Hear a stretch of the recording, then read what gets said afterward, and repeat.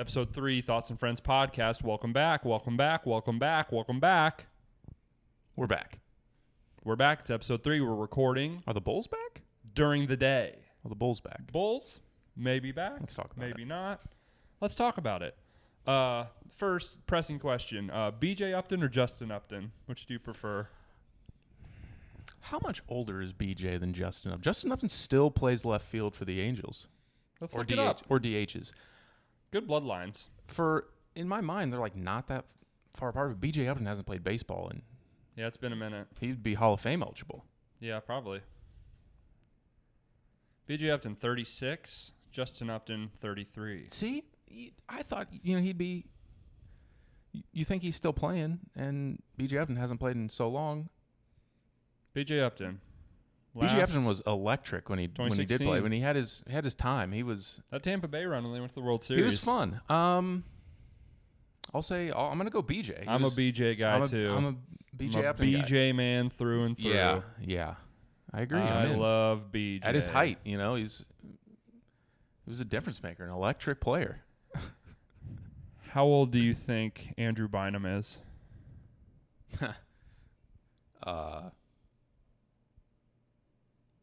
Andrew Bynum of Laker fame, 39.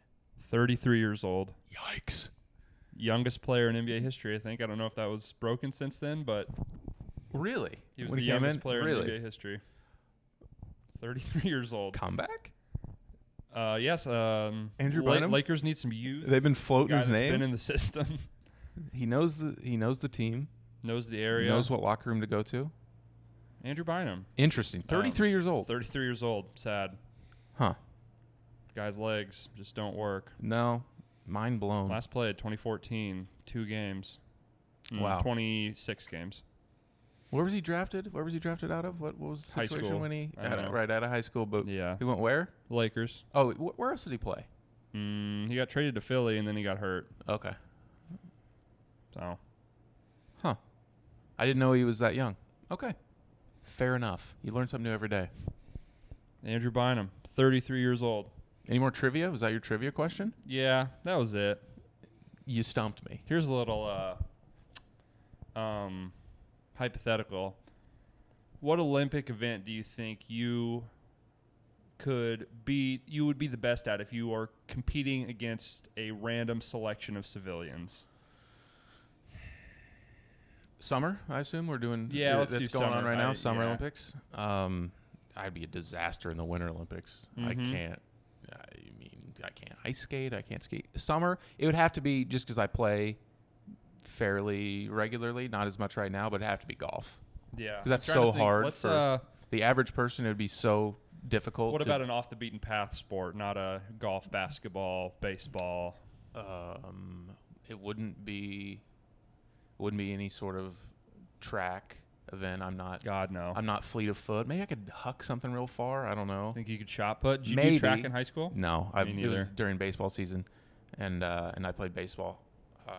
But no, I wouldn't have been a big help to the squad. I can't imagine, but No. not fleet of foot. Maybe I'm trying to think of weird stuff I've been watching in the Olympics. You watch it more than I do. I love the swimming events. I feel like, but that's something everyone, I guess, technically. Yeah, do. If you're thinking there's like a baseline ability. if you're thinking of a random I'm not a very group good swimmer. assessment of or a random grouping of people, everyone can at least has seen someone swim and can kind of swim to What's some something that degree. height would help me in? I'm trying to think of a sport. That's not the obvious. Yeah.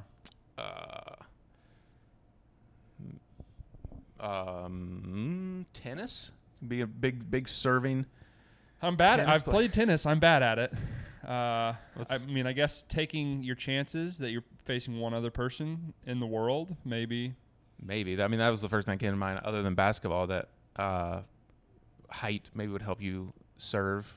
But if you get no like a year to practice or anything, like No, you just get Space Jam sucked out of the world and you plop down. I don't know. Could you fence? Could you? Yeah, I'd probably poke some people.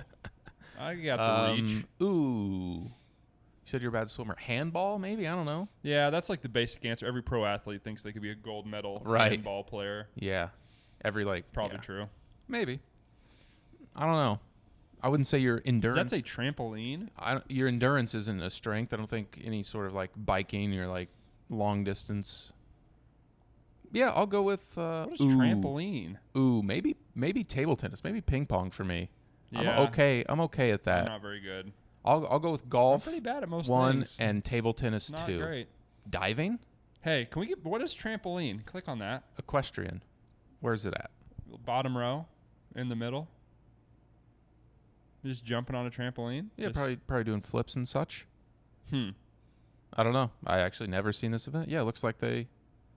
That seems fun. Oh, I've seen this. I was watching a video where there was almost a crazy accident. They're flying. It's a pretty big trampoline flying up in the air, and they've got spotters on the outside. This dude just plowed into some spotter and just fell directly on him from 20 feet in the air on a trampoline. It was terrifying. For comedy's sake, let's get American football in the Olympics. That would be fun. I would not. Who would? How do you know? Canadian football, they could field a team. I don't know who else. I mean, not competitively, but who's the best non-American American football player? Probably a punter. I feel like there's a lot of Australian punters currently. I don't know. A kicker. Oh, maybe I'm thinking. I'd imagine it has to be there's a lot of people that could say they're from America, but they it has to be some Canadian with who played in the CFL. I don't know. Didn't Flutie? Is he Canadian? I don't know. Maybe I don't think he's Canadian. Maybe I'm thinking of people that are just American that played up there, but Flutie, Kurt Warner is not Canadian that I know of. No, he's from Iowa. He was a CFL guy. Who was some other CFL quarterbacks? I don't know. Yeah, it would have to be someone who's American that has, non-American parents. Hey, 12 greatest foreign-born NFL. J.J. He's from. He's got no knees. He's from Britain. There you go. I'm sure he'd put it on the line to get crushed by Bobby Wagner and other NFL superstars. Leading the charge. Ziggy Ansah. Okay, he's pretty good. Jan Stenerud. Do you know who that is? No. He was a collegiate All-American in football and ski jumping. I don't know who that is. Oh, we have all time here. These are old guys. All time. Got it. Osi Umenyiora. There you go. A lot of kickers. Tamba Hali. We'll probably leave that out. There's probably a reason it's not. Yeah, people would die. There'd be some deaths. Yeah. Heinz Ward. He can make a comeback. Ooh, yeah. I'd just let Sebastian Janikowski play quarterback for somebody. I'd pay to watch that. I would watch it. Yeah, that'd be great. Legend. Come on the pod, Sebastian. Yeah, Sebastian. What are you doing these days? If you're the coach, we can kick on first down. Just kick a field goal from. Okay, so today on the pod, two main things we're going to get to. You and I went to go see the newest film in the Marvel Cinematic Universe. Marvel Studios. Black Widow. He said it. Black Widow. So first we're going to talk about that, give our thoughts, give our reviews, I guess. Going to try some movies on the pod. Maybe do that once a week.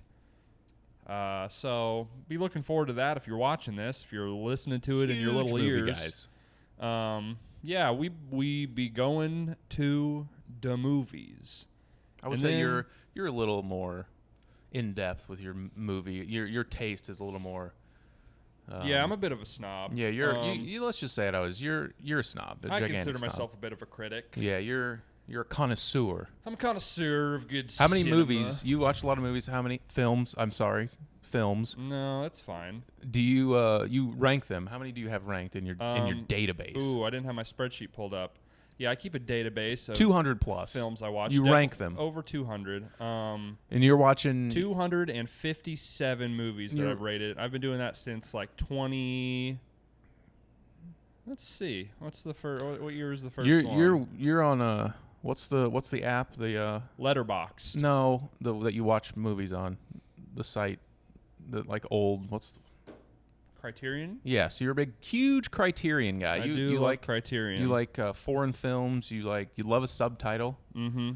I like all kinds of movies though. Yeah, I watched what did we watch? Citizen Kane or something, or no, something together. We Casablanca.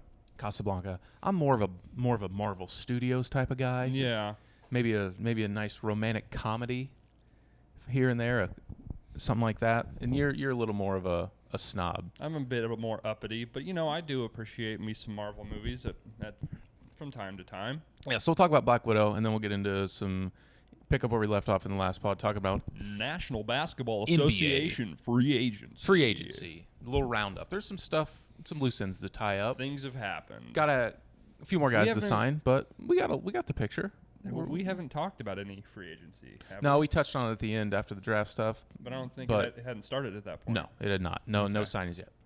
So let's talk. Let's dive into it. Black Widow, directed by Kate Shortland, screenplay by Eric Pearson, starring obviously Scarlett Johansson, also Florence Pugh, David Harbour, and Rachel Weisz.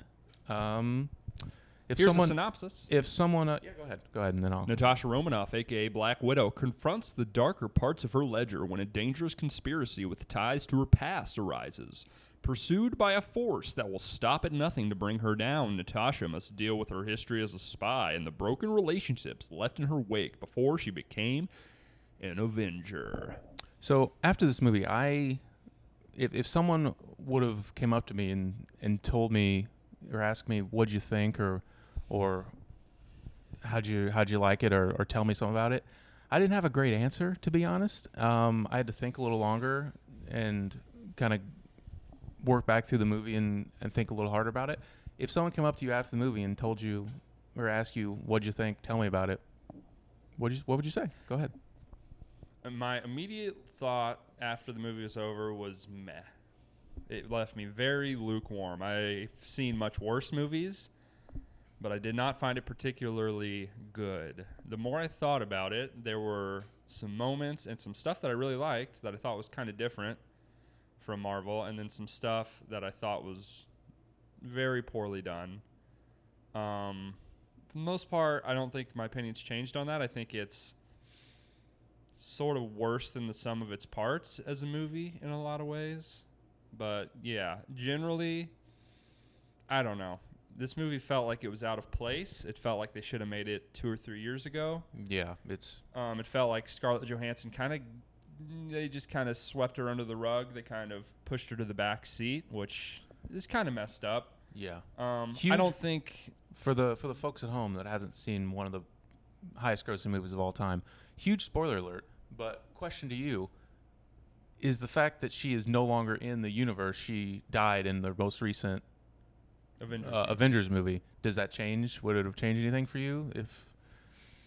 A little. This all feels very anticlimactic. It feels like But I do like the idea that and with like the post-credit stuff, it is setting up future stuff, which all these movies do, which gets a little annoying because I feel like it kind of limits what you can do as an individual filmmaker when you're making a movie like this. Basically, Feige and the Russo boys are kind of pulling the whole strings and putting you in a very limited box of what you can do in terms of story and what you can and can't do with these characters, which just, I don't know, makes all these movies, which is my biggest problem with most of them, feel very same.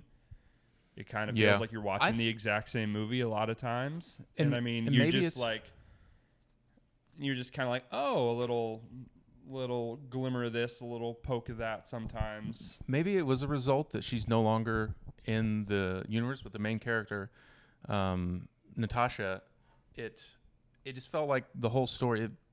Was this maybe one of the most disconnected from the universe that any of these movies have felt? Like some of the early ones that they didn't really have the groundwork outside laid. of the post-credit scene where it teased something for the future with Florence Pugh.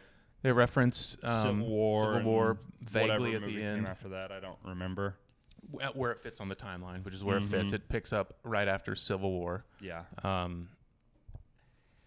It just felt. We'd call it money grab. Would you go that far? Like you'd call all these movies that. I suppose, but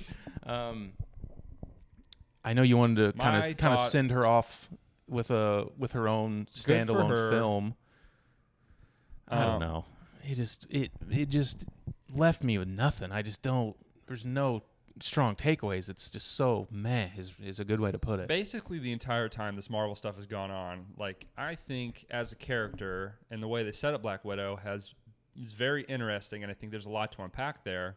It's some interesting stuff, and they've failed to do it at basically every turn, and they kind of remedy it in this, but not as much, or not to me in a way that was very satisfying, because I don't know. I mean, most of these characters don't have trauma or things like that in their past. They're very much superheroes. I mean, like Tony Stark is a rich guy with daddy issues. Captain America's, got a little bit more of an interesting origin story, I guess. Like, Natasha, Black Widow, I think has the most potential for a character that's like very real, very. That's the word, real. Yeah, she's not. She's just a person. Yeah, she's not like a god, and which is a good thing and a bad thing. It's a good thing in that sense that it's more relatable. There's a lot more story there to potentially unpack and get into, but at the same time, going from these gigantic movies with Thanos and these, it's hard to match her with a villain that feels like the same of the same stakes, I suppose, or I don't know the best way to. It's just matching her with a villain that is scary, intimidating, or powerful, but matching him with probably her and Hawkeye, the least powerful or least imposing Avenger. It's just a weird match to find a balance there of powerful, but also the villain is fighting just a human, a spy, basically. It's a weird line to toe, I suppose. Yeah. So let's kind of get into like the beats of the movie and what happens. Spoilers for Black Widow ahead. Sure, I guess we could have put that in the... But, I mean, up till now, we haven't spoiled anything. Sure, yeah, that's true. Nothing like story-wise. Spoilers for Avengers Endgame. If you missed it, that's on you. Spoilers ahead. So basically, we start out in Ohio when Natasha and Elena, that's Florence Pugh's character, is that her name? I believe so. Elena, I believe so. Not, don't spelling bee me on that, but it's a version of that. Elena, something like that. They're in Ohio as children. Step in with a Y. Yelena. Go on. As children, they're kind of running around, doing kid stuff. On the swings or not? Yeah, I mean, it's, a little montage, Americana. Mom and dad, two girls. They're going to dinner with mom, played by Rachel Weisz. And then dad, David Harbour, comes home, and he has a stern look on his face, and he rushes them into a car. We got an hour. We got to get out of here. They're on the run from something.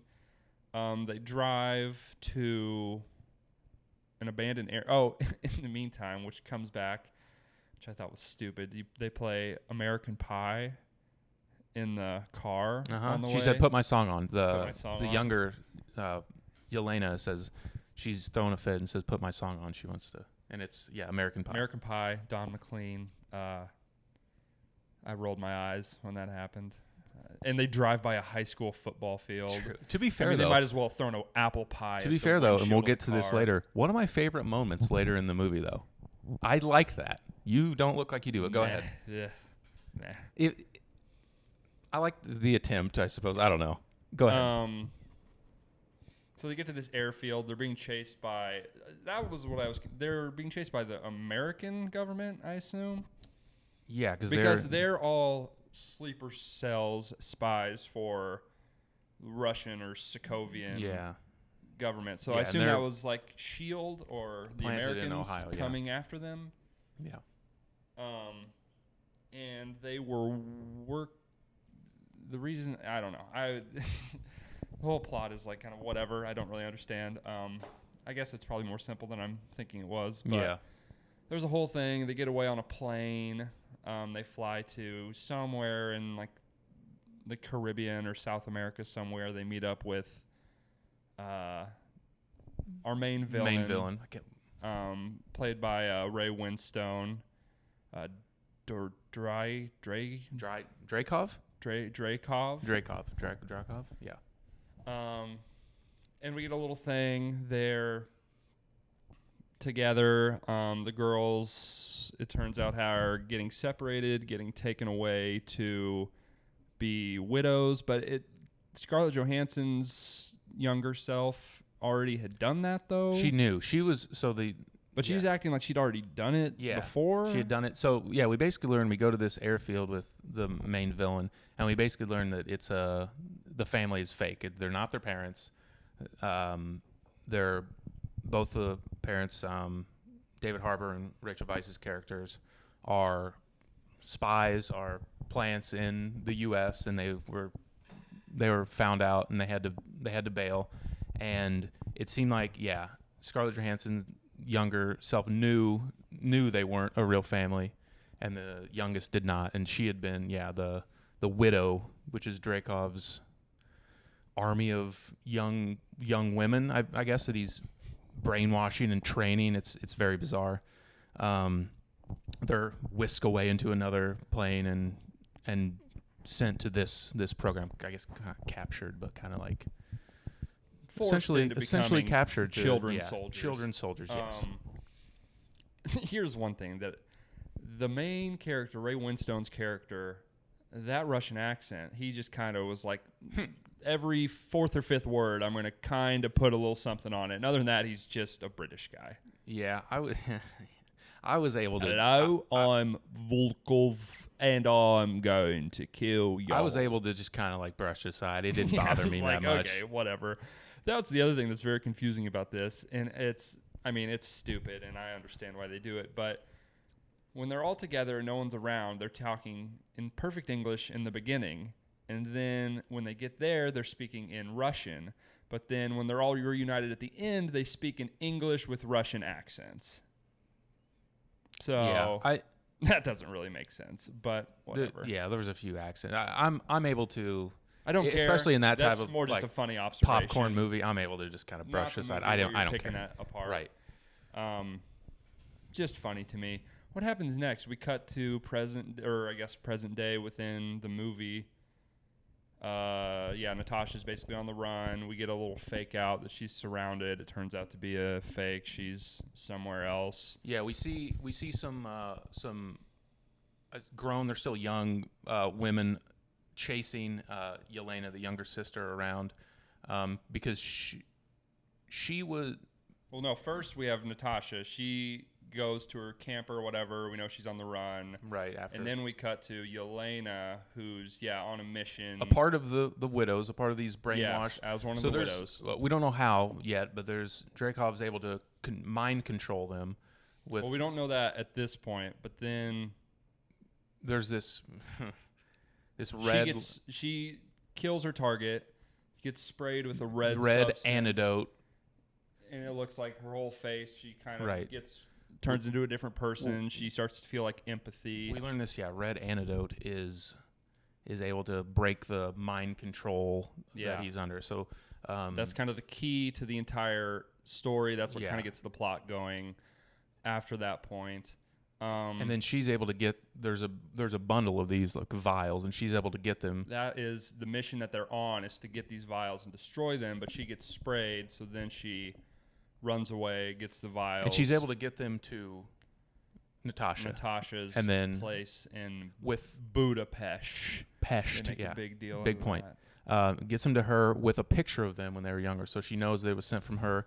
And then we go on the move to find the younger sister, and Natasha goes back to where her place in Budapest. They get a little reunion. They fight. Right. They call a truce. They do it. That was a cool fight scene. I thought in their fine. apartment. That was kind of cool. They call a truce, and it's sisters united. What did you think overall of the dynamic of those two, the sisters? I thought it was pretty good. I thought Florence Pugh was very good in this. I thought she's good in everything. She was kicks ass.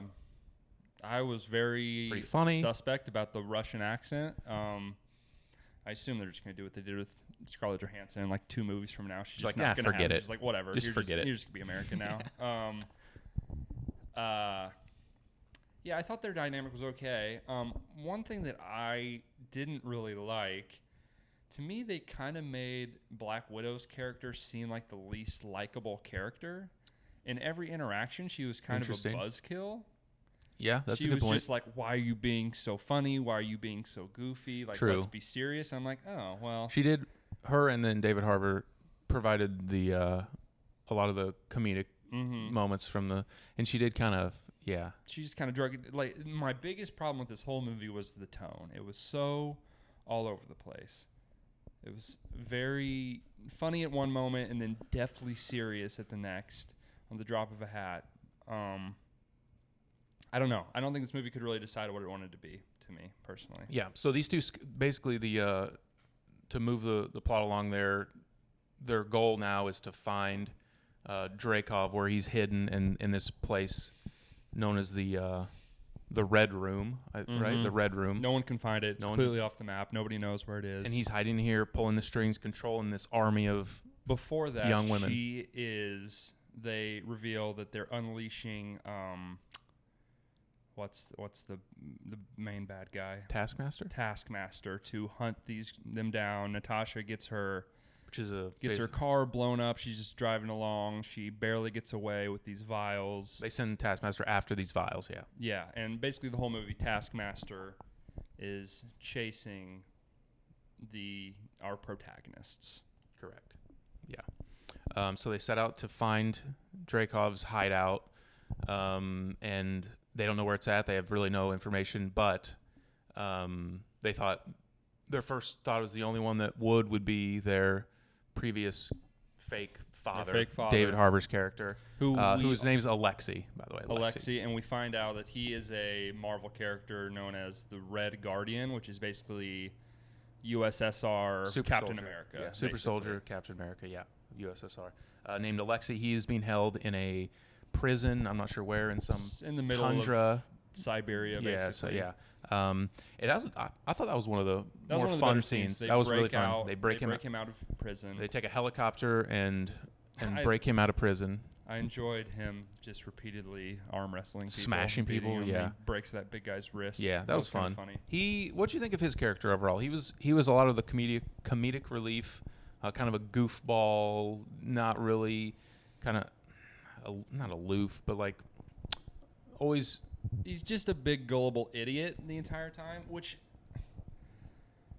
it was funny, and I think it served the purpose of the movie. But as a character, I don't buy that he's strong or threatening in any way, which I think if he's basically the equivalent of Captain America, we should probably get a little bit more of that. And he basically is, I don't know, I don't buy him as an actual hero, villain, we'll talk superhero, which, again, goes back to the whole tone thing of this. Picking and choosing where to insert humor and where to kind of let these characters shine as superheroes, as these powerful beings. Right. And then it's a very slippery slope. They break him out. They have some funny moments. There's a whole dysfunctional dad and daughters in the helicopters. They fly away. Some funny moments, I suppose. And then when they pick him up, his first thought is they reveal, I suppose, in the beginning when they go to that airstrip, their mother, Melina, Rachel Weisz's character, was shot in the trip. When they were escaping. And they thought maybe you thought maybe she had died, and the kids maybe thought she had died, but they revealed that she is alive and still works as a spy with Dreykov. I suppose I'll call her a spy. She's like the lead scientist. Scientist, yeah. And Alexei thinks to track her down, to get the whole family back together, find the answer. She still works with him. She knows where the Red Room's at. We'll go find her. They go to a pig farm, or I guess she's testing this mind control stuff on pigs on this farm. They have a big reunion. They have a little sit down at the dinner table. This was my favorite part of the whole movie. I thought this was kind of more what I wanted. Family dysfunction at the table? Well, like, they kind of got a little more serious about all one thing, back to the escape scene, they make a joke to Florence Pugh, David Harbour does, about she's like very mad and angry with him, and he says, "Is it your time of the month?" Oh, yeah. And she's like, "Oh no, they ripped out all of my reproductive organs." Why did they make a joke out of that? I don't know. That was the whole thing. It was like, this is very serious. They've ruined our lives. Everything's terrible. But then she just very nonchalantly makes a joke that they've tortured her for all these years, which is like my whole thing with this. It's like, is it very serious, and are they killing us, or are we going to make a joke out of it? I think that goes back to the lack of a villain or someone. They kind of make a joke out of what really is supposed to be showing like the intimidation, the power, and what's the scary behind the villain, like what they're doing to these girls. Anyways, that's basically all we have. Yeah, I don't really buy into any of the stakes, because they kind of make a joke of the whole process. And one of these characters that has one of the more serious, more traumatic backstories, they kind of repeatedly make a joke out of it, which kind of, I don't know, killed the whole movie for me. And we're referencing this Dreykov, the bad guy. We don't ever see him either. Like in the beginning, he's in. My thought, you watch the Marvel movies more than I do. Has he been? No, I don't know who he is. In other movies? No idea. I don't know if he was or not either. I could be wrong. I don't think so. Maybe referenced, or I don't know. He just didn't do it for me. I just didn't. Yeah. He was as bland and white bread of a villain, in a suit, sits in a dark lab, has a henchman. Okay, and then this is where the movie really starts to fall apart for me. So this isn't where. They're at the table, eating dinner, basically. They are doing some little family jokes, but then they get very serious about, Florence Pugh's character, Yelena. The whole sentiment is, it mattered to me. It was real real to me. You guys were real to me. The other three are saying this was a fake family. Get over it. It wasn't. Or no, Scarlett Johansson is basically saying that. She's kind of resistant. Like, this is all fake. When she was young, she knew. She was aware. She was aware. And Florence Pugh's character was not much younger, but younger enough that they'd never told her.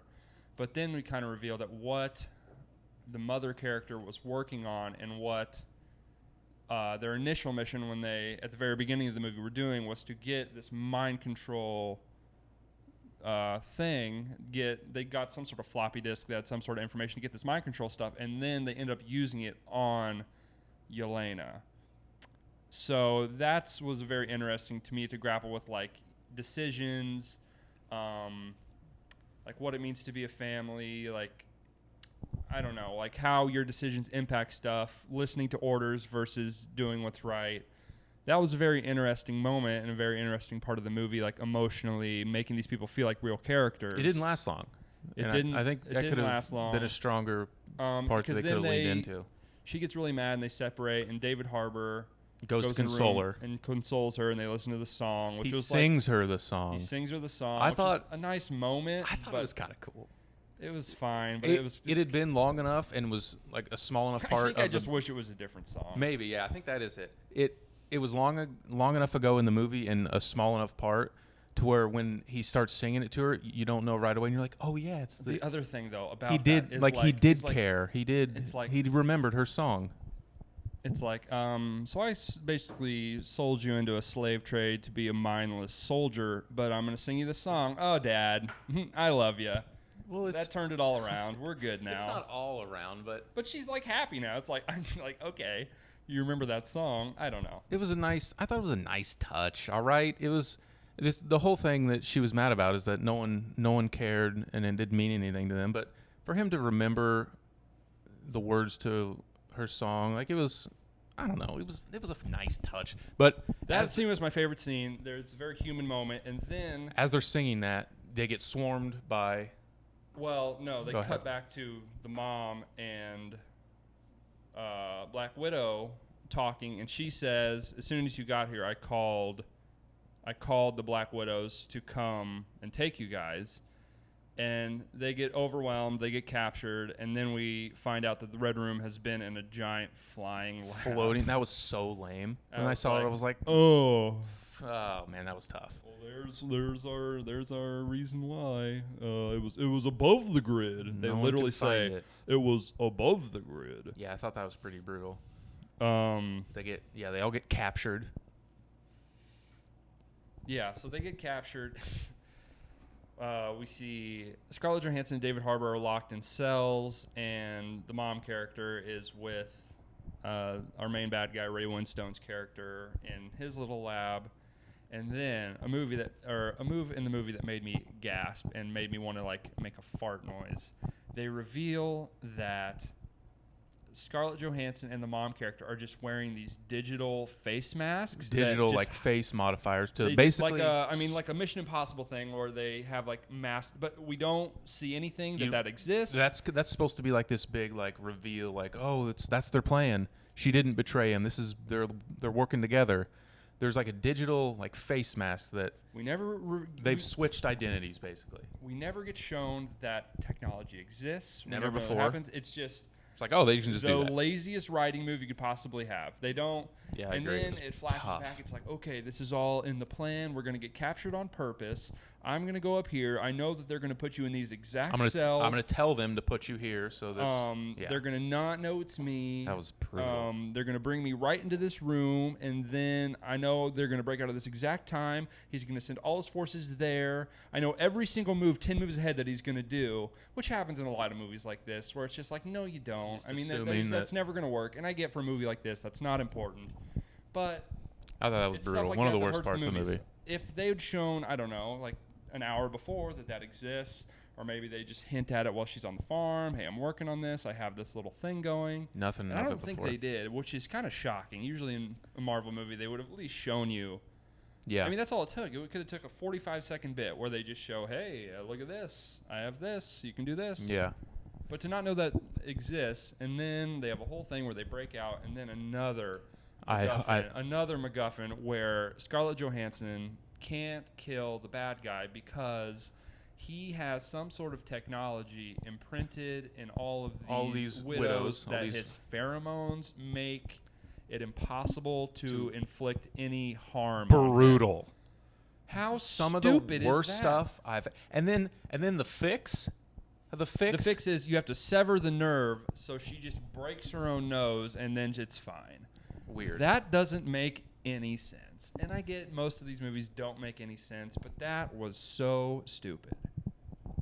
That was so brutal. Dumb. So the whole flying castle in the sky and that whole deal with how they got in and their plan, brutal. A movie like this that's a big sort of like spy action thriller where you can kind of be creative in the plot and have interesting little things and drop little nuggets. They did none of that. They didn't drop any little breadcrumbs that paid off later in terms of like their plot or their plan.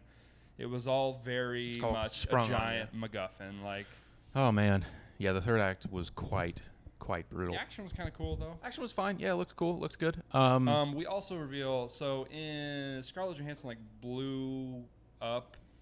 He was a thing, and she thought that Ray Winstone's character was dead. He was that attacking happened a while ago. Yeah, attacking him. We reveal that she also killed his daughter because she was in the attempt to kill him. And then it's revealed that Taskmaster is like this weird Darth Vader version of his daughter. Right, which is, I don't care. That didn't do anything for me. That was supposed to be a big. For that character. That was supposed to be a big reveal. I also was like, no shit. Yeah. All we saw was her supposedly get blown up. We don't know anything about her. It's a little girl. I mean, you feel bad that a little girl got right. blown up, but it's like I don't care. Yeah. So yeah, eventually they break out. They're getting away. It's kind of cool. I mean, it's the classic like run out of an exploding building. Yeah, the whole place is gonna explode. Gotta free all the widows. They spray down a bunch of the widows with the serum. As they're attacking, yeah. They get away. We get Florence Pugh's character does like a fake sacrifice. She sacrificed herself, but then she doesn't die. Yeah, obviously. she saves her and gets her a parachute. Yeah, I mean, yeah. The CGI in that part was. I also thought the CGI in some of these parts for a Marvel movie was incredibly bad. Really, you always point stuff out like that. For some reason, I'm just not into that stuff. Some of the stuff looked incredibly bad. More easily just overlook it. A movie that they had an extra year basically to work on felt so rushed, which is so shocking to me. Yeah. And then, they land, they have a little reunion. The Russian family goes their own way. Black Widow says, I'm going to, break my friends out of jail and go forward and set up the rest of what happens in the Marvel movies. Yeah. I thought it would have made the villain a little bit better, made the stakes a little higher if either Alexei or Melina, their parents, one of them would have been killed. Yeah, Thoughts? We needed a death. There was no emotional stakes for me at any point in time in this movie. I did not care what happened. I thought Melina, their mom, it would have been a good idea to kill her. It seems like because David Harbour, Alexei, he's such a good character. He's also a super soldier too. Bankable character, like he's funny. He's going to be back, I would think, right? He's going to be a part of. I would be shocked if he's not in other movies. But yeah, the mom character, I think it would have been. Seems like kind of a miss that they're not going to have him and Steve Rogers in a movie together. A way to raise the stakes would have been for the villain, Dreykov, to kill her, like figure out that she had betrayed him, and is working with these. Story of this movie, there's a lot of things they could have done that they didn't do. Yeah, I think it would have helped a lot. Like kind of have the moment where they're like, "Oh, you did care, it did mean something to you," and then once that kind of sucked you back in, like, "Oh, they are a bit of a family," then kill her and like kind of raise the. That was my biggest something you could have done fairly easily. Really, I don't. Yeah. Yeah. Anything else? Say something good about it. It was fun. It was fun. It was funny. The action was. I think Florence Pugh's going to play a big part moving forward. Fairly compelling. I'm excited for Florence Pugh and David Harbour's character going forward. They tease that in the post-credit scene.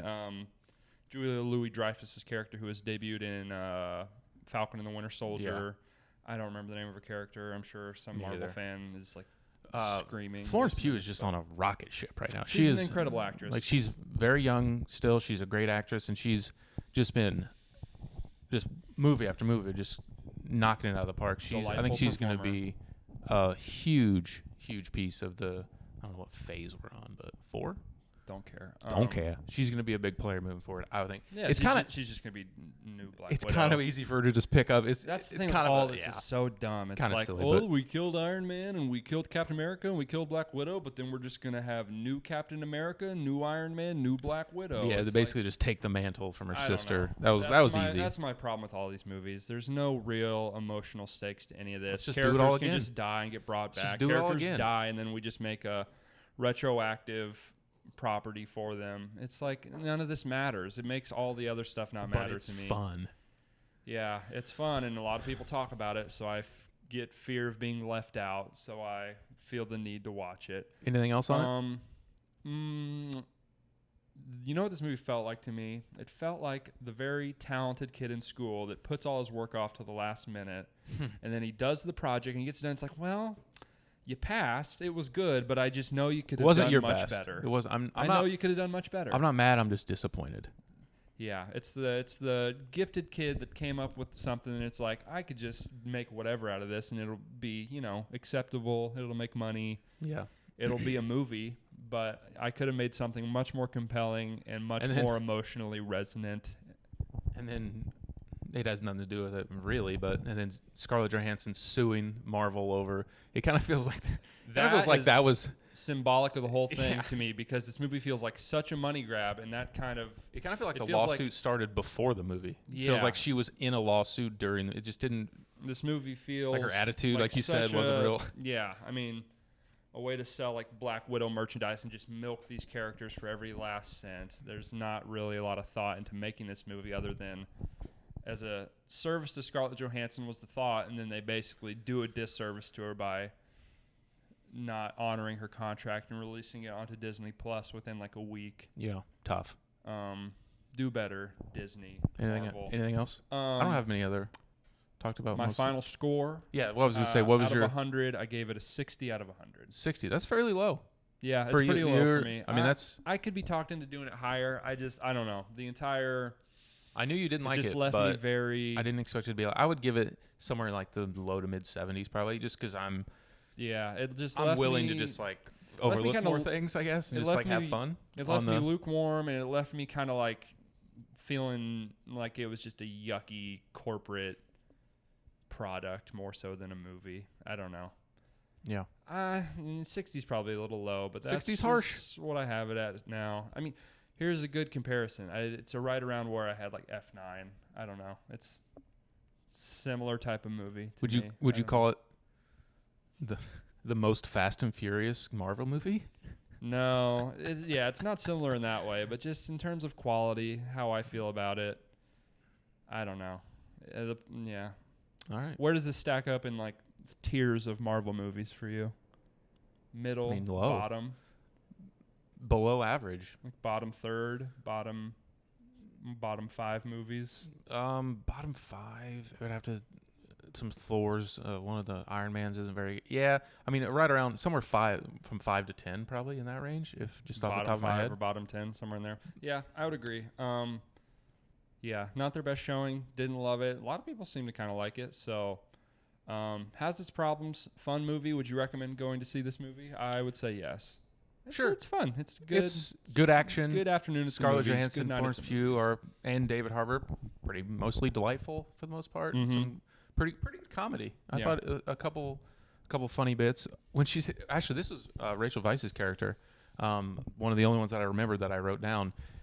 I think is at the very end when they do the big fall from the floating castle and they're all kind of grouping up after.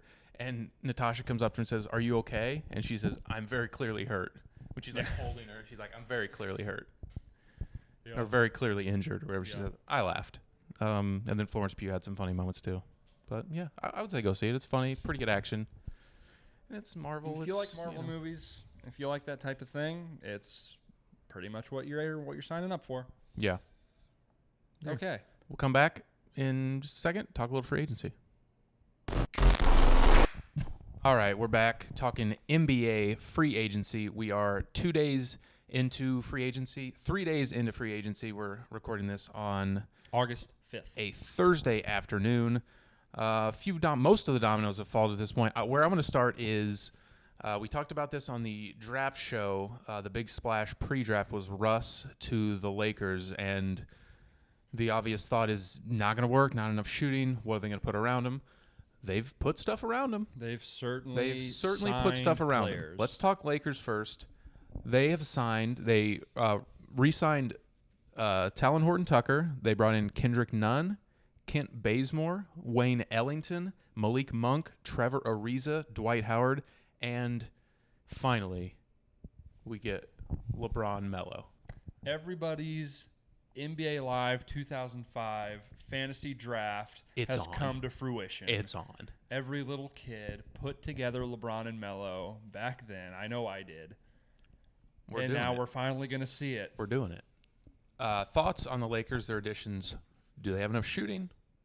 What do you think? Well, that's the big thing. They didn't have enough shooting. I highly question how the defense on this team is going to look, because I think their title and last year how they won was primarily with their defense. Obviously, LeBron and AD are helpful, but I think their versatility defensively, their ability to guard at a high level was a big reason for their success. And I think with this team, you have a lot of guys that can defend. You have a lot of guys that can shoot. You have almost nobody that can do both. None minus defender. Melo minus defender. Monk minus defender. Ellington minus defender. I don't know. I question the defense. I don't know about THT. Did he flash any? He's got good length. I know. They like his offensive upside. I'm not really sure what he offers on defense. We've basically never seen him play in a meaningful basketball game. So I think a lot of people on the internet should probably pump the brakes on THT a little bit. Dude, Hall of Famer. Might be good. I heard he's a Hall of Famer. Probably not. He's giving me big Kyle Kuzma energy on how people perceive him on the internet. Did basically nothing. Offensive upside, dude. I mean, I guess. Yeah, I don't know. Overall, I think the signings are good. I think they needed to fill the team out with guys like this. I think Nunn and Monk is interesting. When I saw scoring punch, Nunn. I kind of like Nunn as some scoring punch, a backup guard that can come in and give a spark. And Monk flashed he had the best year of his career last year. He shot the hell out of it from three. So that'll be very interesting to see how he fits in, and maybe with even more space. Obviously, he can shoot it at a high level and deliver on kind of what we expected from him coming out of Kentucky. Trevor Ariza still doing it. Dead. Still doing it. He's so dead. He's been dead for 3 years. That does absolutely nothing for me. That's he got tough. torched by the Bucks in the playoffs. He's so dead. Yeah. Dwight, third run in LA, running it back. I don't know. They needed to do this. Their options were kind of limited. Are they your preseason favorite in the West? I think they have to be. I think they are in a good spot because Murray is going to be out and Kawhi is going to be out. So that takes out two of the big contenders in the West. Murray, I'd assume, will miss about half the year, if not more. Kawhi, I'd assume, is out the entire season. Yeah, that was more serious than we thought. That's towards ACL. At least partial ACL tear. So that leaves Phoenix, who, I think if they're healthy last year, they beat Phoenix in the playoffs probably. I don't want to say that Phoenix got lucky, but every single team some that fortunate breaks. faced, they had some good breaks. Some fortunate breaks, which is what it takes. I think they they didn't have to. They faced three teams that's best or second best player was hurt. We'll see on Jamal Murray. When's he expected back? He got hurt at the very end of the year last year, so I'd imagine not before the All-Star break. But if he's back, Utah will be back again. I don't know that I necessarily fear them. No, it's just it's a regular season darlings. Yep, they seem to have a bit of a cap on what they're capable of as a team, and I think we reached it last year. I might. It's hard to tell. ACL these days is just like, I'm just fine. I'm just better than I was when I come back. Even if Denver is 100%, I think I would still pick the Lakers though. Really? Because I think that's close. You got to think what else are they really bringing to the table? Porter Jr., very good player, but reigning MVP, limited. Reigning MVP.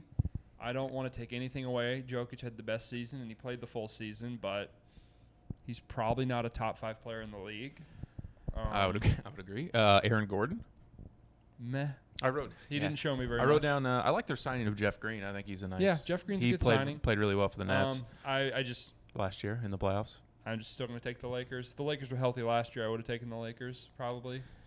I think I liked their team better last year. Maybe. Russ is much better than anyone that has been on this team before. Yeah. I think for now, pending a couple injuries, they have to be the favorite, and then maybe after them, maybe Phoenix. Toss in a healthy Nuggets after that. Utah will be in that mix. Still got to be up there.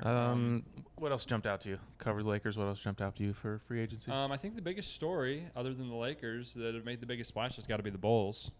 Yeah, let's do Bulls. The Bulls. So the first move they make, sign and trade for Lonzo Ball, which I feel like is the longest rumored move in the history of the NBA. And we got it. For 2 seasons. We've been hearing that that's going to happen. They did a sign and trade. They sent Satoransky and Garrett Temple and a future first, I think, for or maybe a second for Lonzo. That deal was 5. I don't have the details in front of me. I think it was maybe 4 years, 85. Yeah, 4 years, 85. Because DeRozan got the same money, but only 3 years. So yeah, they both signed for $85 million. Lonzo for 4, and then they did a sign and trade with the Spurs for DeMar DeRozan. They sent Thad Young and another expiring that slips my mind at this time. Al-Farouq Aminu. Thad and Al-Farouq Aminu to the Spurs for DeMar DeRozan. So now, run another lineup. Their roster, we have Lonzo Ball, Zach LaVine, DeMar DeRozan, Markkanen, Patrick Williams, Nikola Vucevic, Kobe White. They picked Alex Io. Caruso. They picked Io in the second round. They signed Alex Caruso. Thoughts? Let's break it down move by move. Lonzo Ball, I think, is a slam dunk move for them. I think he is a very good fit with Zach LaVine in that he, in the half court, does not need the ball in his hands. I think this is a team that is a little bit of a weird fit because you have now DeRozan and Vucevic, who I think excel as half-court players. Levine, Ball, kind of the rest of their team excels in like pushing the pace and getting up and down. I think Ball's ability as a shooter and how that's come along makes him a much better fit. He's shot it very well. Very impressed last with season. the improvements to his shot. That was the biggest question. I was out on him for the longest time just because the shot, the form, whatever you want to call it, is. Yeah, he's changed his form. He shoots it at a very respectable clip at this point. Broken. We were shooting from our left hip, but it's very respectable at this point. Go ahead. Yeah, excellent playmaker, excellent passer. I think he should be able to kind of set guys up, and I think he gives them a defender that they're missing on the perimeter. Yeah, they're also impressed porous defenders. Impressed with how committed he was on the defensive end. He's been a pretty solid perimeter I would defender. say one of the better defensive guards in the league probably over which the last they few needed. years. They were desperate for. They have no one else that can do that. That's my problem, though, is the rest of this team, I think they're going to give up. Just a sieve. They're going to give up an absolute metric shitload of points on a night-to-night basis. And, I mean, I think they're going to have to score at a high clip. So the ball move, I think, is a slam dunk because you get rid of two guys that, I mean, you're probably not going to play anyway based on the other moves you've made. The DeRozan deal, I'm a little more hesitant on how I feel about it. Because for 3 years or bringing him in general? Signing Or for 3 years, I think, is kind of, I don't know, a weird move. The money wasn't too bad. I just didn't like giving a player up to get him. I don't know. I guess you get the exclusive rights and you know you're going to get him if you do a sign and trade. But are you concerned about DeRozan's age or just what's the 3 years? A bit of a weird fit. I think his age. I think giving up players to get him. Certainly not a modern player. He's very much a. But he's shown more as a playmaker and a guy that can make plays, and in the half doesn't court, shoot it from deep. Play though. kind of a point guard role. And again, DeMar DeRozan's a really, really good player. I think more of this is the reason, and I heard this is not my take, but I've heard it and I agree with it, is that Levine is going to be due for the max next season, and he's kind of an insurance policy if Levine chooses to leave or if they choose not to give him the max. Interesting. And maybe gives them leverage to convince Levine not to take the max. So I think that makes a little bit of sense. Overall, I like it. I like what they did. Caruso also gives them another defender. Yeah, I mean, I think this team is kind of capped out as like a second-round team, though. As it is currently constructed, they're not going to be able to guard the Nets, the Bucks. Yeah, I don't think they can beat the Bucks. I think best case scenario, they make the second round. I don't see them getting past the second round. I think they could beat someone like Philly as they're constructed. They didn't really add that much. I think they could beat a Philly or Phillies. If they get it. We don't know who Philly will be next year, though. Right. The pending Ben Simmons saga. We'll see. A little aside, not going to really talk about Ben Simmons. He said that he is no longer talking to anyone in the organization. All communications are going through his agent at this point. Good. So that's a positive sign. My take on that would be, if I want to be traded, there's no reason to me to fake nice with you. Just send me somewhere else and just let me know. Just talk to my agent about it. I don't know. Sure. Yeah. I think it's reasonable. But the Bulls, if they get a good draw, I think they can make. Sure, they get a lucky draw. They could end up like the Hawks, end up in the conference finals next year. I think they would not be favorites, but I think they could beat the Hawks. Yeah, I don't know. They could beat the Hawks. They could beat the Hawks 3 times out of 10. Type of if they Sure. get a good draw, I think they could make like the East Finals. But I don't think they can't beat the Nets or the Bucks in my opinion. The defense is going to be a big issue. Let's go Nets Bulls in the second round and just score 160 a night. Let's party. Let's get weird. You think there might be another move coming? You think Kobe White? I like him off the bench as a sixth man, Jordan Clarkson type. Kobe type. White likes it off the bench as a sixth man. And does he have a choice? I don't know how good Kobe White is. The thing with how poorly the Bulls have been run and the coaches that the Bulls have had over the past few years,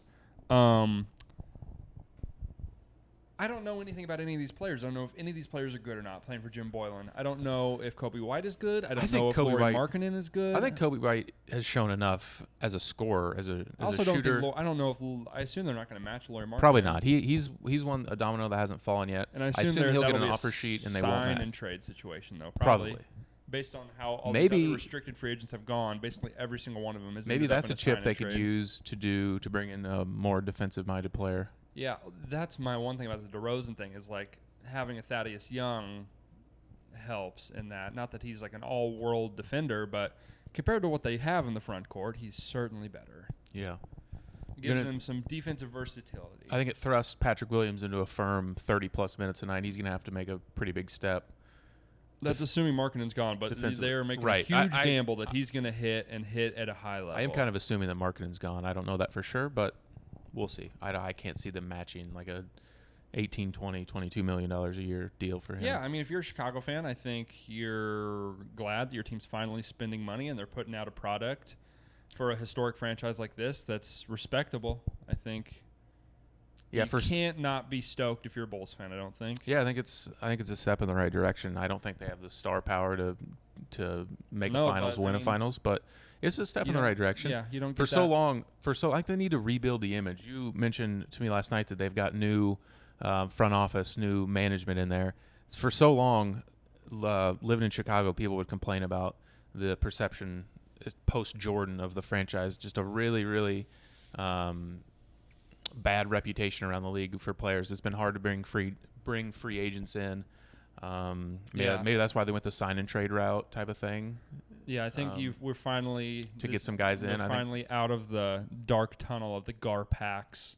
Yeah, Chicago Bulls era. It was dark for a while. A lot of people complained that they'd never always a bridesmaid, never a bride for the big names. Do you want a fun nickname that I saw on Twitter for the Bulls I Big Three? would love it. Bulls Big Three: DeMar DeRozan, Lonzo Ball, Zach LaVine. DeBallzac. I'm in. How do we feel about DeBallzac? Sold. I'll see you at the United Center for some DeBallzac. DeBallzac. Put it on a T-shirt. Let's get it going. New York Knicks. A team that, speaking of teams that have reconstructed their image as of late. Who's more back, recently, the Bulls or the Knicks? I don't know. They're both pretty back. Pretty similar levels of back. Similar 7-game series, Bulls or Knicks? The Bulls, I would say. I would agree. They've added... they added Evan Fournier on like a 3 years, 70-something million. It was a lot. It was too much for me. Fournier's fine. He's a little decent rich offensive. for my blood for a tertiary, for like a catch and scorer, shoot playmaker. I mean, he's decent. Yeah, he's decent playmaker. Decent player. Not 20. This is what gets teams into trouble whenever you start paying guys that aren't stars $20+ million a year. Dude, the cap went up. No, it didn't. People forget cap went up. No, dude, it went up. This is the first year in forever that it did not go up because of COVID. So they got that. That was a little disappointing. A lot of teams gonna go up. Just go with it. Yeah, they cleared out all this cap space for Evan Fournier, which and native son. They bring back a lot of. They bring back a lot of guys. They bring back Noel. They lost Bullock, which I think is kind of sneaky a big deal. Important. I like Bullock. Yeah. A team that relied on defense. They lost some defense. They brought back Rose. And then after the buyout with OKC, they brought in. Kemba Walker, native son. It was talking about Kemba Walker. An exciting idea in principle. Kemba Walker seems... You think he's dead? You think he's dead as dead? You think he stinks? His knees are so gone. I don't know. I haven't seen Kemba Walker. I mean, since he's been in Boston, he hasn't really shown to be himself or any version of himself. I don't really know what they're signing up for, but they're only paying him $7 million a year. Fine. Whatever. See what you got. It's fun, exciting. I think it's a no-lose situation, really. If he's bad, whatever. But... I question if the Knicks will be any better. I would lean they'll probably be worse this year. I don't know. They relied so heavily on their defense, and all their defensive metrics were so crazy that I just don't see them being able to duplicate that. I don't see Julius Randle being able to duplicate a year like that again. But if RJ Barrett makes a huge step, that'll be a difference maker there, obviously. Yeah, they need. But the Kemba thing, I don't know. I feel good about it. It's a no-loss thing. I think it's a good PR move. And if it works and if it pays off, it's so sick. Yeah, it's very cool. The Garden will be jumping. Yeah. In theory, you mentioned it wasn't a lot of money. In theory, this is the type of player that they need. A Kemba that can get his own shot. Good Kemba can get his own shot. because Barrett, that's not really his strength. Like pick and roll, get your own shot type of guy, ISO guy. He gives them an element of that if he's right. You would think it seemed like they needed some sort of a. They were rumored for like Sexton type of guys, like a guard that can more offensive oriented and to pair with their defensive style. But will this come at the cost of what their best asset is, which is their defense? Maybe. I don't know. I think, a lot of these teams signed guys. There's not a lot of. I'm kind of devouring my own take here. Every team wants really good two-way players, which there just aren't a lot of. Yeah, not available. Sorry. Yeah. I'm gonna throw some names at you, and you can pick whichever one stands out. John Collins, extension 5 for 125. Jarrett Allen with the Cavs, 5 for 100, and OKC rookie maxed SGA. Take your pick. SGA was a surprise. I mean, you got to have him under control, I guess. But after all the trade talks, a little weird. I'm glad. I mean, I think he's an excellent player, and he's only 22 years old. So I think that's a great move for them. John Collins. Also a little surprised. Both guys were like kind of floated in trade talks. Floated in trade rumors. And now John Collins is a little bit of a less tradable asset than if you'd done a sign and trade. I don't know. I think John Collins is a fourth banana probably on a really good team, and they probably need him to be the second banana on this team. Maybe not though. But I don't know. Yeah, John Collins, I don't know. That's a little rich for my blood. That ties up a lot of money for a team that probably needs another star, and now it's going to be probably harder to get that other star. Yeah, I thought he was the chip that could maybe get them that star. I guess, that contract, it's still semi-tradable. Yeah, I think it is too. I think it's fine. SGA, good for him. Happy for him. Good for him. Good for OKC. I think they need. He's a second or third guy as well. But they're way farther away than Atlanta. They're so far away from being. So I think just getting that asset, a strong asset, is fine. I think that's good. I don't like the Jarrett Allen deal. I'll say it. Maybe for another team, they just picked Evan Mobley. Still have Kevin Love. I would be shocked. I don't think Kevin Love's going to play another game for them. You think he? I think he'll just get bought out, or I think he'll do a Memphis Grizzlies Andre Iguodala and just be like, trade me when you trade me, but I'm just going to hang out. In the meantime, I don't know. You don't need me to play. That. I don't know. I don't want to play. I don't know. Some team with the playoff push that needs like a 9th, 8th guy, like a Blake Griffin situation. So they'd have to buy him out? He's making a lot of money. But I don't know how. His deal's got to be, 2 years left probably? Yeah, I feel like that'd be tough to move. I don't know. Blake Griffin's deal, they got that done. So, yeah. Nothing's impossible. True, they can probably figure it out. I'm just very intrigued to see what Mobley and Allen looks like. I don't know if I feel good or bad about it, but I love bad teams trotting out weird lineups, and I like that a lot. It could very much be weird. It's going to be very fun. I was hoping to see Evan Mobley more at the 5 and kind of playing a more skilled up and down perimeter, not perimeter base, but a more exciting. I think he's going to clog things up. They have Sexton, Garland. I don't know. Who's going to start at the 3? Denny Avdia? Cedi Osman? Isaac Okoro. Okoro, yeah, that's true. Who they drafted last year. Yeah. It'll be fun. We'll see. I don't know. It'll be fun. I think Jarrett Allen's a really good player, so I think he's having good him player. under contract, he's, still tradable. So should have said I'm fine with the deal. I think he deserves that money. I think he's a good player. But on the team, I don't know how it fits. But I guess if you're Cleveland, you're not really in the game of just giving up assets. You just keep whoever you can, I guess. They don't need cap space. No one's going to sign there. No one's going to sign there. It's true. They want to put the best players out there they can. They're going to try to make the playoffs. I think Jarrett Allen gives them a better chance of making the playoffs than whatever they would have used that cap space on. Yeah, that's true. It's tough to hold on to your assets. It's tough to get decent players. Don't just let them walk for nothing. Yeah, that's true. Anyone else? Devontae Graham went to the Pelicans. Let me talk about the Pelicans. Can we just? Would you like to break the news that Zion's leaving? Let's get the Zion. Zion to New York, baby. This is so reminiscent to LeBron and the Cavs the first time. They make this cap space. They try to make moves. They get rid of good players that Zion fits with in Lonzo Ball. They free up cap space. They completely strike out on every single free agent.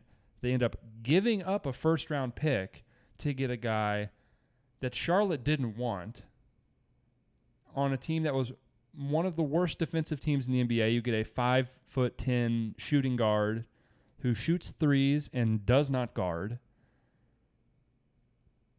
I think they're probably the biggest loser of the offseason. Freeing up all that cap space to get Jonas Valanciunas and Devontae Graham and lose Lonzo Ball, that couldn't have gone much worse. I don't think Valanciunas and him is an any better fit than what him and Adams was. I mean, Valanciunas is better, but the fit is not any better for Zion. The lane is just as clogged. Oh, Spider-Man meme of. I mean, Valanciunas can shoot a Adams. jump shot at 18 feet. He's shot a three before in his NBA career, so I guess he's slightly a better floor spacer, but not really.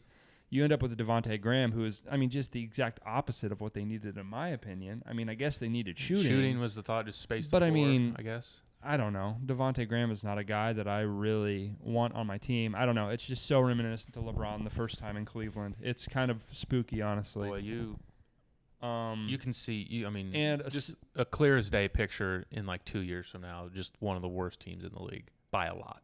Yeah, just a barren. No, like I said around the draft, they're going to move the team because nobody knew. They're a small market and they have probably the smallest fan base maybe of any NBA team. And nobody cares about the Pelicans. You've had two of the most exciting, talented players of the last 10 years on your team. Yeah, and Pelicans fans that are Pelicans fans have to feel terrible that, you have two generational talents, two top 5 caliber players that you're going to lose for not nothing. You didn't lose Anthony Davis for nothing. You got a huge haul that's turned into kind of nothing. Whatever. They're fine. And now you have two all-star caliber players under the age of 25, and you can't figure out a way to add any pieces that kind of complement them in any way. Seems like a true fumble of these and on two. the same note, team you feel slightly better as because they've made the playoffs is Dallas freed up all this cap space and ended up with just getting Tim Hardaway back, basically. Yeah, they signed him. I don't know if I wrote him down or not, but yeah, Hardaway signed for 4 years. I don't know what the money was. Traded Josh Richardson and got Moses Brown. Yeah. And a second-round pick, I think. Similar, they just can't get anyone around Luka to make them much better than a 5 or a 6 seed, it doesn't seem like. Yeah. At least, Porzingis, maybe he'll become a player again. I have my doubts. I also have my doubts. Can I give you my 2 sneaky winners of free agency? One less sneaky than the other. Fire it. I think Miami was a huge winner. I think they're firmly now in that second tier behind Brooklyn and Milwaukee in the East, adding Lowry and PJ Tucker is a valuable asset, I think. Yeah, so they added Markieff Morris, they added Dwayne Dedmon, they re-signed Oladipo, brought in PJ Tucker, they re-signed Duncan Robinson, and then sign and trade. No, it wasn't a sign and trade with Lowry. Just a straight up free agent deal for Kyle Lowry. Also, Kyle Lowry's the type of guy they kind of love it. Oladipo might have been only a 1-year deal. Yeah, I'm not certain on back. that. I don't know. There's upside there. I don't really know. Duncan Robinson, one of the best shooters, maybe the best shooter in the league.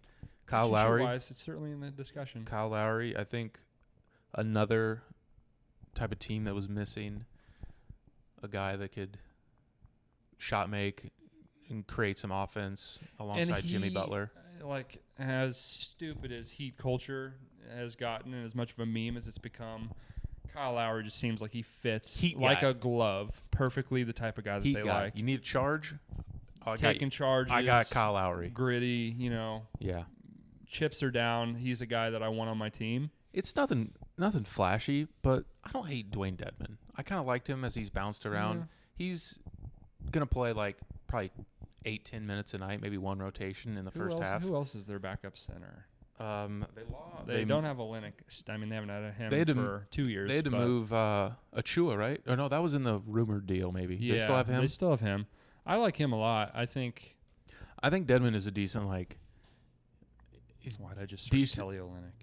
Decent mid range, and can roll and dunk. I think he's a fine backup PJ Tucker, he's going to stand in the corner. Another thing we're forgetting about, and I think a lot of people and a lot of times we do this unfairly, like Tyler Hero got hurt last year and had an off year, but I think he's still a super, super interesting prospect. told and he was a super superstar. good player. I was told. I think he's somewhere in the middle of. We do this with our takes in the NBA of like we get so high, and then when guys don't reach that 40 or whatever he had 38-point game in the finals, the next season we're like, oh, Next. bust, Next. done, dead. I think he's somewhere in the middle, maybe. Somewhere in the middle where he's solid a nice contributor, sixth man, a nice fourth starter, can handle Yeah. the ball, can create in the pick and roll, can shoot it at a really high clip. Like, I don't know what this means for Goran Dragic necessarily.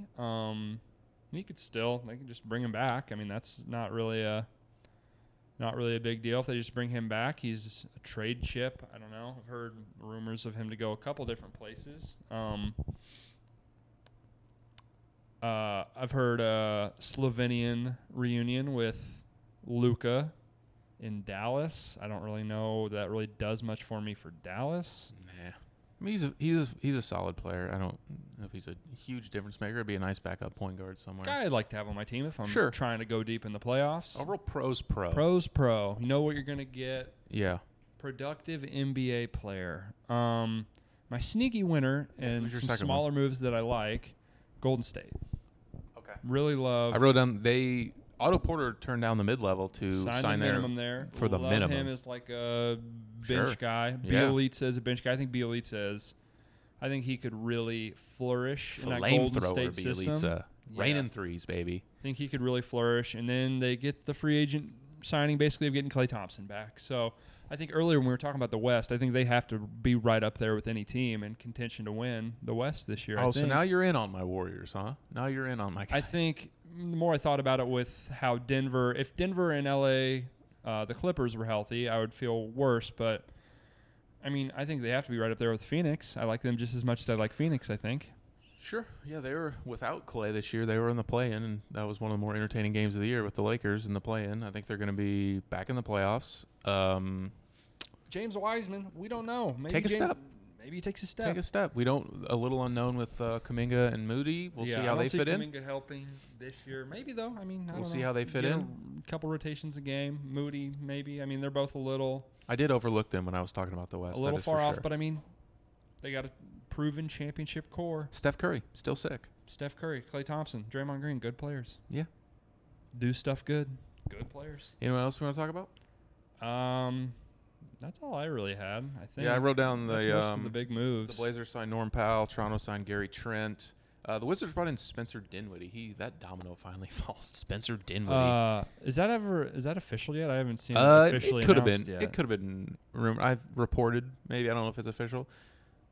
I think so. I think the Wizards and Dinwiddie do have a deal. I'm not positive on that, but Julius Randle signed an extension. okay. I assume he got the. That's good. That's good if you're a Knicks fan. I mean, talk nice, about signing, competent just cashing in at the top of the market. Yes, Dinwiddie to the Wizards. Julius confirmed. The Warriors traded Eric Pascal. It was getting pretty clogged up there. I don't think he was going to get much playing time this year. Probably traded him to Utah. Yeah. Yeah, I think that. Yeah, Dinwiddie. I think that rounds it up. I like it for the Wizards. I think Dinwiddie. Kawhi technically hasn't re-upped yet, but he'll be back with the Clippers. Kelly Oubre's still out there. You're not a Kelly Oubre guy, are you? Meh. He's not really going to move the needle. Rotational wing. Dennis Schroeder. Fine. He's that's unrestricted. Do you have any? That's the biggest domino to fall left, I think. Markkanen's restricted. He's the next guy. Your boy, Reggie Jackson. Yeah, Reggie Jackson, I think, will make the team a lot better. I assume Josh Hart will get matched and go back to New Orleans. Yeah, and then some older guys. Iguodala, Millsap, Boogie, all unsigned. Assume they'll sign somewhere for not a lot of money. Yeah, let's go ring chasing. Millsap, Iggy, they could, help a team somewhere, I guess. He's dead. Yeah, he is. He's dead. I mean, he's, if he's your 10th guy, that's nothing to feel bad where's about. the sharpshooter J.J. Redick end up? He's unrestricted. Ooh. That's a piece. I don't know what he's willing to sign for. Lakers, baby. Get another one. Yeah. No, they got too many guys like that already now. Yeah, he didn't. That's true. I don't know. Nets. Get him to the He lives in Milwaukee Brooklyn. Bucks. Just sign with the Nets. The Bucks didn't do a lot. They don't have much wiggle room. Any of the big, mostly just kind of. They've already got their stuff in place. Yeah. Nets will be hopefully healthy. Yeah. In the East, I guess the biggest change that could affect the landscape of either conference has to be Ben Simmons. Any recent rumors on any deals? He said he wants to go play for Golden State. So Really? yeah, I didn't see that. That's his preference. So he's only talking to the agents, and he wants them to trade him to the Warriors. That's a report. I don't know that for a fact. That would have to be That's what I saw on Twitter. to make that work match with the Wiggins money, I guess. Yeah, it would be Wiggins and then some Probably like package Wiseman. of like Wiseman, Kuminga, Moody, some combination of those guys. How would that work? Intrigued. How would that work? Don't know how well it would work, but intrigued. Ben Simmons and Draymond Green. Yikes! I don't know I how. love a good weird lineup, and that would is be a weird. lineup. Yeah, those two can't shoot. No, the other guys can't. though, The other guys shoot they real shoot, good. They shoot good. Yeah. That is weird. Yeah. Man, Simmons and Draymond, they would, and Clay. I That would. kind of like the idea of Simmons at the top of the key, getting into the paint and just kicking to Steph and Clay, though. Man, that Simmons kinda and works, Draymond and Clay would get up in that ass. That could be some good defense. Could be good. I'm intrigued. I'm in. Let's do it. I'm in. Make the call. I'm in. Fucking get it done. Who's the good-looking guy? The GM, Bob Myers. Daryl Morey. Bob Myers. No. Oh, Daryl Morey, handsome.